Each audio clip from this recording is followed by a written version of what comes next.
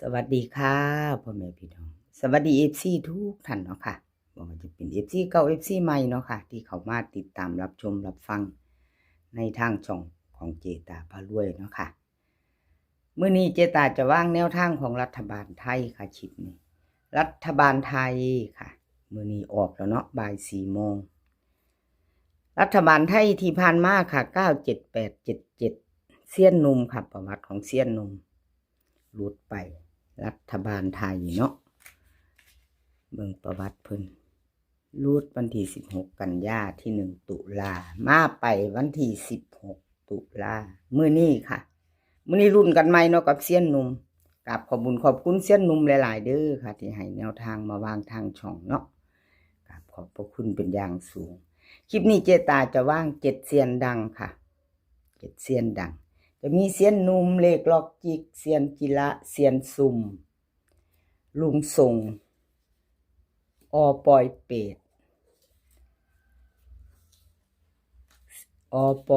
ดแล้วก็ดาพารวยค่ะเจ็ดเซียนดังในคลิปเดียวกันโค้งสุดท้ายเนาะค่ะโค้งสุดท้ายแล้วมือนี้เจ็ดเซียนดังเนาะรัฐบาลไทยของเซียนนุ่มค่ะวิ่งบน5ตัวเดียว2ตัว5หางค่ะ1535505285 3ตัว3หาง685350635ค่ะเน้นเพิ่นเน้นให้2หางค่ะ2ตัว35กับ85ค่ะ5หางเน้นให้2หางเนาะเซียนนุ่ม2ตัว3ตัวค่ะ3ตัว2หาง685 350ค่ะเซียนหนุ่มแคปหน้าจอค่ะใครจะไปต่อกับเซียนหนุ่มไปไว้จักหน่อยเนาะค่ะหลายเซียนค่ะพี่น้องโค้งสุดท้ายไปต่อค่ะรัฐบาลไทยของเซียนซุ่มค่ะนี่ประวัติของเซียนซุ่มเพิ่นเข้าไปอยู่เด้อค่ะตัวหนึ่งล่างวันที่1ที่ผ่านมาเนาะเพิ่นเข้าไป7ล่างปนกับตัวนึงวิ่งลูดเพิ่นเข้าทั้งบนทั้งล่างเนาะค่ะ978แล้วก็77ของเซียนซุ่มกับขอบคุณเซียนซุ่มค่ะที่ให้แนวทางมาวางทางช่องเนาะรัฐบาลไทยมื้อนี้เตรียมแคปหน้าจอใครจะไปต่อกับเซียนซุ่มรัฐบาลไทยวันที่16ค่ะบ่ายรัฐบาลไทยวิ่งบนค่ะ6กับ8 2ตัว6หาง62 65 67 82 85 86ค่ะวิ่ง3ตัว2หาง3ตัว2หาง862 486วิ่งบนล่าง6กับ8เนาะค่ะ2ตัวนี้2 3หางเพิ่นเน้นให้62 82 86 3ตัวเน้น3ตัวเน้น2หางทอกันค่ะ862 486รัฐบาลไทยค่ะเซียนซุ่มรัฐบาลไทยเซียนซุ่มไปรุ่นกันต่อบ่ายๆเนาะค่ะบ่ายไปต่อเป็นของใครเลขล็อกกิ๊กค่ะของล็อกกิ๊กวันที่1ที่ผ่านมาเนาะสาวน้อยหน้ามนคนน่ารักก็หลุดไปอยู่เนาะค่ะไปเบิ่งวันที่16ก็หลุดไม่เป็นไรไปต่อมื้อนี้ค่ะ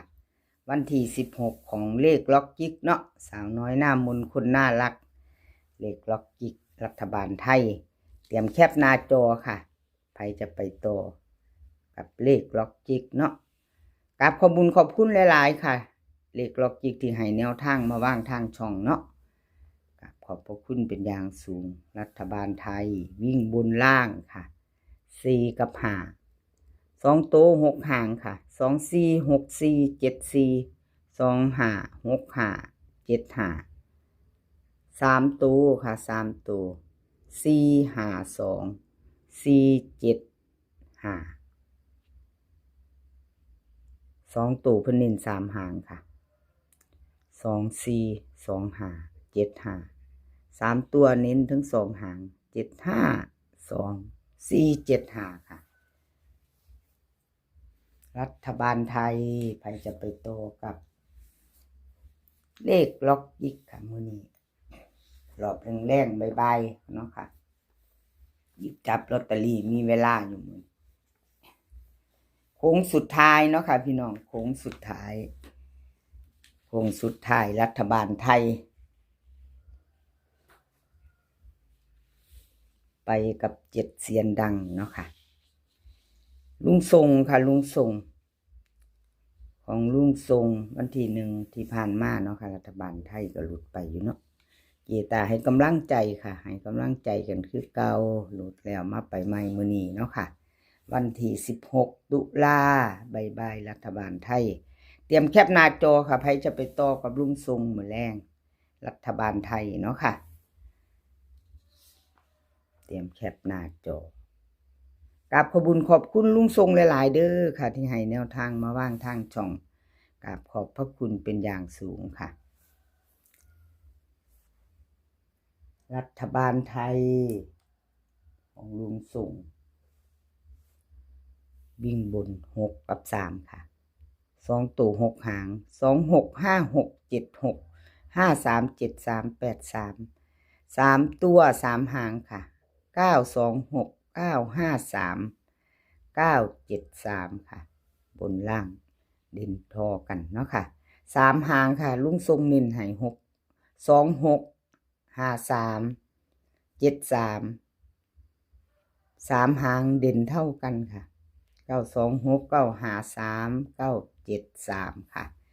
แคปหน้าจอค่ะใครจะไปต่อกับลุงทรงเตรียมแคปหน้าจอเนาะค่ะ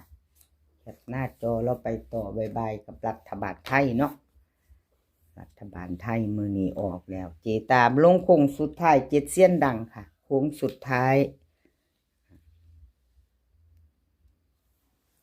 รัฐบาลไทยออกปล่อยเป็ดค่ะของออกปล่อยเป็ดเพิ่นอันนี้เจตามากผิดที่สุดดอกพี่น้องเบิ่งบ่คัก7ค่ะ7บน7ล่าง9 7 8บน3 ตัวล่าง7 7ค่ะของมันออกปล่อยเป็ดเพิ่นก็เข้าไปวิ่งถึงล่างถึงบนเนาะไปตัวเนาะออกปล่อยเป็ดมื้อนี้ทั้งลุงทรงรัฐบาลไทยโชคดีมัน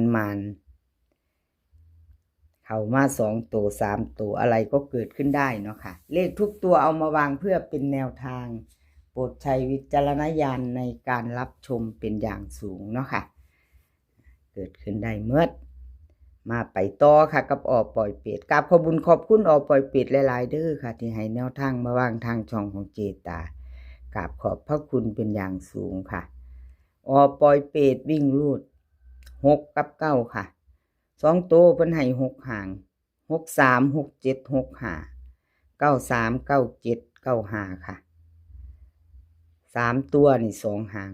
3 6 5 7 6 5วิ่งรูดเพิ่นเด่น6 ตัวเดียวเด้อค่ะล่องเก่า2 ตัวนี้เน้นให้2 หางค่ะ6 5 9 5แล้วก็เน้น2 หางค่ะเน้น2 หาง3 6 5 7 6 5กับออกปล่อยเป็ดไปตามต่อค่ะรัฐบาลไทยมื้อแรงมื้อนี้เนาะค่ะบ่ายไปต่อกับออกปล่อยเป็ดรัฐบาลไทยไปต่อค่ะโค้งสุดท้ายแล้วค่ะโค้งสุดท้ายแล้วมื้อนี้เซียนจิระค่ะเซียนจิระของเพิ่นเข้าไปวิ่งรูดอยู่เด้อค่ะวันที่1ที่ผ่านมายังบ่ทันหลุดเนาะถือว่ายังไม่หลุด16หลุดไปมาไปใหม่ไปต่อกับเซียนจิระมื้อนี้ค่ะกับขอบคุณเซียนจิระหลายๆที่ให้แนวทางมาว่างทางช่องเนาะของรัฐบาลไทยค่ะแนวทางเพิ่นมื้อนี้ไปต่อกันรัฐบาลไทยเซียนจิระวิ่งรูดบนล่างเพิ่นให้มา5 กับ 0ค่ะ2 ตัว 4 หาง15 41 15 45 20 60แล้วก็11ค่ะ3 ตัว 3 หาง015 701 153วิ่งบนล่าง5กับ0ดินทอกัน1 5กับ20ค่ะเพิ่นเน้น2หางเซียนจิระ3ตัวเน้นหางเดียวค่ะ015แคปหน้าจอค่ะใครจะไปต่อกับเซียนจิระเนาะแคปหน้าจอค่ะขอบบุญขอบคุณเซียนจิระหลายๆที่ให้แนวทางมาว่างทางช่องเนาะค่ะแล้วก็ FC ทุกท่านเนาะค่ะที่เข้ามารับชมรับฟังมาให้กำลังใจเจตาเขียนนั้นเขียนผิดเที่ยก็ลงผิดแน่เนาะค่ะลงผิด FC ก็ใจดีบอกมากับขอบบุญขอบคุณหลายๆเนาะค่ะ FC ที่แนะนำมาติเพื่อขอน้อมรับทุกคำติชมขออภัยเป็นอย่างสูงขออภัยหลายๆค่ะเนาะมาไปตามต่อค่ะตามต่อดาดาพารวยวันที่1ที่ผ่านมาเพิ่นเข้าไปอยู่เด้อค่ะดาดา978เพิ่นเข้าไป2งวดติดอยู่เด้อวิ่งรูดของเพิ่นพี่น้อง77ล่างเนาะอีกแล้วเจตาบ่เขียน77อีกล่ะ77ล่างเนาะค่ะ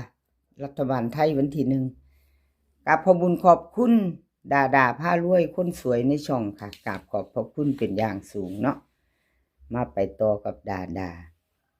รัฐบาลไทยค่ะมื้อนี้ไปต่อกับดาดาพารวยเนาะค่ะกับขอบบุญขอบคุณดาดาพารวยหลายๆที่ให้แนวทางมาว่างทางช่องเนาะค่ะ